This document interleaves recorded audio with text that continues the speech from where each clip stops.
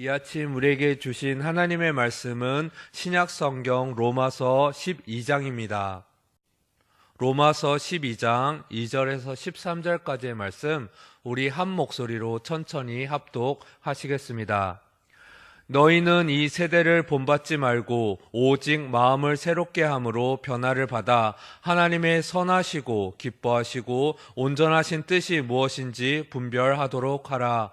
내게 주신 은혜로 말미암아 너희 각 사람에게 말하노니 마땅히 생각할 그 이상의 생각을 품지 말고 오직 하나님께서 각 사람에게 나누어 주신 믿음의 분량대로 지혜롭게 생각하라. 우리가 한 몸에 많은 지체를 가졌으나 모든 지체가 같은 기능을 가진 것이 아니니 이와 같이 우리 많은 사람이 그리스도 안에서 한 몸이 되어 서로 지체가 되었느니라. 우리에게 주신 은혜대로 받은 은사가 각각 다르니 혹 예언이면 믿음의 분수대로, 혹 섬기는 일이면 섬기는 일로, 혹 가르치는 자면 가르치는 일로, 혹 위로하는 자면 위로하는 일로, 구제하는 자는 성실함으로, 다스리는 자는 부지런함으로, 긍휼을 베푸는 자는 즐거움으로 할 것이니라. 사랑에는 거짓이 없나니 악을 미워하고 선에 속하라. 형제를 사랑하여 서로 우애하고 존경하기를 서로 먼저 하며 부지런하여 게으르지 말고 열심을 품고 주를 섬기라. 소망 중에 즐거워하며 환난 중에 참으며 기도에 항상 힘쓰며 성도들의 쓸 것을 공급하며 손 대접하기를 힘쓰라. 아멘. 여러분, 이상한 나라의 앨리스라는 소설을 잘 아실 것입니다. 이 소설의 내용은 앨리스라는 작은 소녀가 토끼굴에 들어가 기묘하고 의인화된 생명체들이 사는 환상의 세계에서 겪는 모험을 그리고 있습니다. 영화, 애니메이션, 뮤지컬 등 다양하게 각색되어 아이들은 물론 어른들까지 꾸준하게 지금까지도 사랑받고 있는 소설입니다.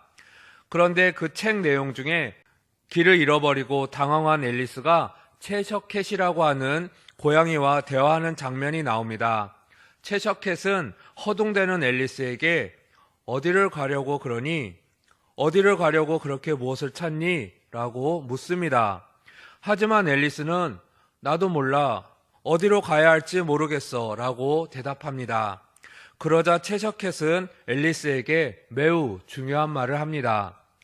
앨리스, 어디로 가야 하는지 모르면 아무 데도 갈 수가 없어. 라고 말했습니다.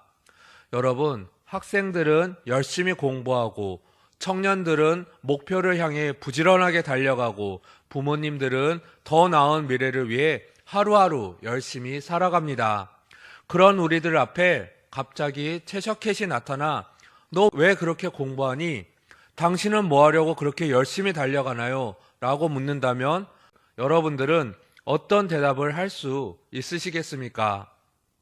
이 질문에 대해 분명한 목적을 가지고 대답할 수 있는 사람들이 얼마나 있을까요? 학생들은 이렇게 대답하지 않을까요? 글쎄, 공부를 하긴 하는데 일단 대학을 가야 해서. 청년들 대답은 이렇지 않을까요? 글쎄, 취업을 해야겠는데. 부모님들의 대답은 어떨까요? 글쎄, 먹고 살아야 하니까. 이런 대답들은 목적이 분명치 않았던 앨리스의 대답, 나도 몰라, 어디로 가야 할지 모르겠어 라는 대답과 같아 보입니다. 여러분, 우리는 스스로에게 질문해야 합니다. 왜 이렇게 우리가 공부해야 하는지, 또 무엇 때문에 이렇게 쉬지 않고 달려가는지 진지하게 질문을 해보아야 합니다. 달리기 선수가 꼬린 지점이 어디인지 알지 못한 채 무조건 달린다면 그 선수는 어리석은 선수일 것입니다. 우리 역시 목적을 모른 채 살아가고 어리석은 사람이 되지 않으려면 고민해야 합니다. 과연 나는 무엇을 위해 살아가고 있는가에 대해 말입니다. 여러분, 우리들은 각자 귀한 이름이 있습니다. 나만의 이름을 가지고 다른 사람들과 구별됩니다. 그런데 예를 들어 길거리에서 거기 키 큰 사람, 거기 얼굴이 하얗고 머리는 생머리에 코가 오똑한 사람, 이렇게 부르면 누구를 부르는지 우리는 잘 알 수가 없습니다. 하지만 상우야 라고 이름을 부르면 누구를 부르는지 단번에 알 수가 있습니다.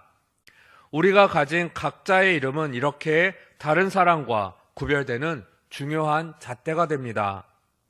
그래서 우리는 이름을 아무렇게나 짓지 않습니다. 부모님이나 할아버지, 할머니께서 우리들의 이름을 지어주실 때 이름에 각별한 의미를 부여합니다.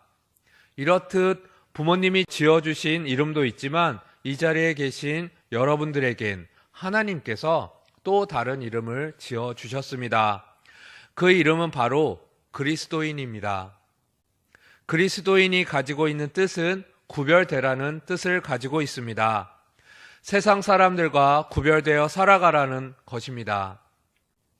그러기에 이 자리에 있는 여러분들은 그리스도인이라는 이름에 합당한 구별된 삶을 살아야 하겠습니다.